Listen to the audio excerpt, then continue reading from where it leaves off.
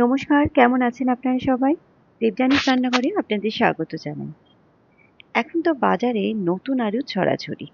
আর এই নতুন আলু খেতে যারা আমারই মতো ভালোবাসেন, তারা নিশ্চয়ই বিভিন্ন সময় বিভিন্ন রেসিপি ট্রাই করে থাকেন। আমিও কিন্তু সেইরকমই নানা রকম এক্সপেরিমেন্ট করতে থাকি এই নতুন আলু দিয়ে। আলুর দম তো আমরা প্রায়ই খেয়ে থাকি এবং বিভিন্নভাবে বানিয়ে থাকি।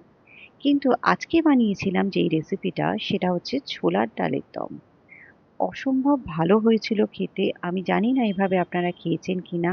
কিন্তু আমার মনে হলো এভাবে বানিয়ে দেখি, হয়তো খুব ভালোই লাগবে। শুধু ভালোই না, এটা রেসিপিটা দারুণ লেগেছে।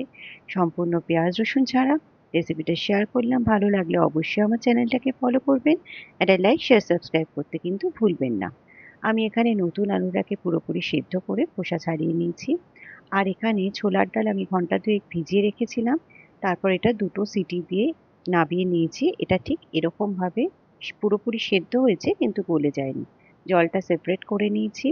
এবার একটা মিক্সিং জারের মধ্যে আমি ২ টো টমেটো, ২ টো কাঁচা লঙ্কা আর একটু আদা দিয়ে এটাকে একটু বেটে নেব। এটা বাটা হয়ে গেছে।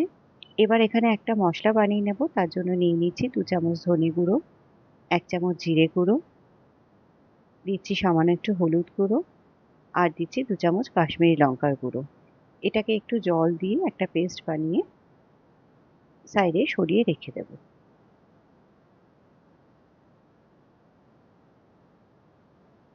এটা রেডি হয়ে গেছে। এবার কড়াইতে দিয়ে দিচ্ছি আমি বেশ কিছুটা পরিমাণ তেল। এবার এখানে আলুগুলোকে সব ছেড়ে দেব এবং সামান্য একটু নুন দিয়ে এটাকে বেশ ভালো করে ভেজে নেব।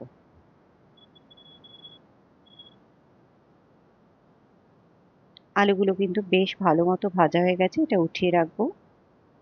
এবার এই তেলের মধ্যেই দিয়ে দিচ্ছি ১ চামচ পরিমাণ ঘি।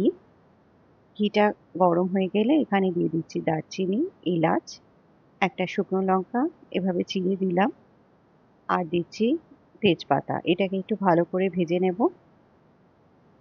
এবার এখানে দিয়ে দিচ্ছি গোটা জিরে আর হিং। এটাকেও একটু ভালো করে ভেজে নেব। এবার যেই মশলার পেস্টটা বানিয়ে রেখেছিলাম সেটাকে এখানে দিয়ে দিলাম। বাটিটা ধুয়ে একটু জল দিয়ে দিলাম। এটাকে একটু ভালো করে ফুটতে দেব যাতে মশলাটা ভালো মতো কষে যায়। মশলাটা ভালো মতো এখানে কষে গেছে। এবার এখানে যে টমেটো, আদা, কাঁচা লঙ্কার পেস্টটা বানিয়ে রেখেছিলাম সেটা দিয়ে দিলাম এখানে। মিক্সিং জারটা ধুয়ে একটু জল দিয়ে দিলাম এবং এটা ভালো করে ফুটিয়ে নেব যতক্ষণ না এটা তেলটা সেপারেট হচ্ছে আর এটার কাঁচা গন্ধটা চলে যাচ্ছে টমেটোর। দিয়ে দিলাম পরিমাণ মতো নুন আর চিনি। এবার এটাকে ভালো করে ফুটিয়ে নেব। এটা এখানে ভালো মতো ফুটে গেছে। এবার এই সময় এখানে আলুগুলোকে ছেড়ে দিচ্ছি এবং আলুগুলোর সাথে এই মশলাটাকে বেশ ভালো মতো কষিয়ে নিতে হবে। এখানে দিয়ে দিচ্ছি ৪টে চেরা কাঁচা লঙ্কা। এটার সাথে মশলাটাকে বেশ ভালো মতো কষিয়ে নেব বেশ কিছুক্ষণ। এবার এটা ভালো মতো কষে গেছে। এখানে দিয়ে দিলাম ছোলার ডালটা। ছোলার ডালের জলটা কিন্তু আমি আলাদা করে রেখে দিয়েছি। ওটা পরে ব্যবহার করব।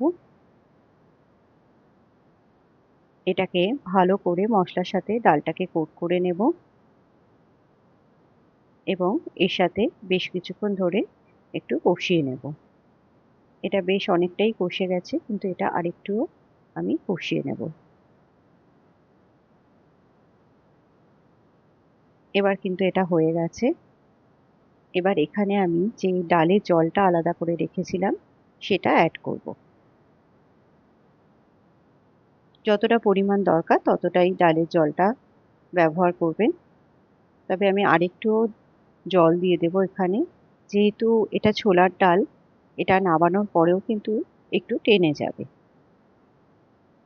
এখানে আমি পরিমাণ মতো জল দিয়ে দিয়েছি। এবার দিয়ে দিচ্ছি এখানে হাতে ঘষে একটু কাসুরি মেথি। দিয়ে দিচ্ছি এখানে একটু গরম মশলার গুঁড়ো, বেশ কিছুটা পরিমাণ ধনেপাতা আর দিয়ে দিচ্ছি এখানে ১ চামচ পরিমাণ ঘি। এবার এই সবকটাকে ভালো করে মিশিয়ে নিয়ে আরও মিনিট ২-৩ মতো একটুখানি ফুটিয়ে নেব।